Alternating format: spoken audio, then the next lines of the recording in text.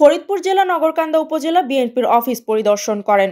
ফরিদপুর জেলা staff reporter Mohammad Shahadat Hossain জানায়, ফরিদপুর জেলা নগরকান্দা উপজেলা শহীদনগর ইউনিয়ন বেলবাড়িয়া মোড়ে বাংলাদেশ জাতীয়তাবাদী দলের বিএনপির অফিস পরিদর্শন করেন।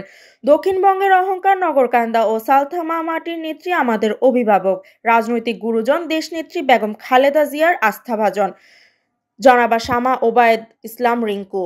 অফিস পরিদর্শন শেষে বক্তব্যে তিনি বললেন, নগরকান্দা উপজেলার মধ্যে শহীদনগর ইউনিয়ন একটি গুরুত্বপূর্ণ ইউনিয়ন। এই ইউনিয়নে বাংলাদেশ জাতীয়তাবাদী দলের সকল অঙ্গ সংগঠনের নেতৃবৃন্দদের নিয়ে বিএনপিকে সুসংগঠিত করার জন্য, সকলে মিলেমিশে কাজ করার জন্য সকলকে আহ্বান করেন। আমাদের প্রাণপ্রিয় নেত্রী তার সংক্ষিপ্ত বক্তব্যের মধ্যে দিয়ে অফিস পরিদর্শন ও পথসভা শেষ করেন। শামা ওবায়দ ইসলাম রিঙ্কু নগরকান্দা উপজেলার বিভিন্ন ইউনিয়ন পরিদর্শন করেন এবং সকলের উদ্দেশ্যে বিএনপিকে সংগঠিত করার জন্য সকলকে আহ্বান করেন।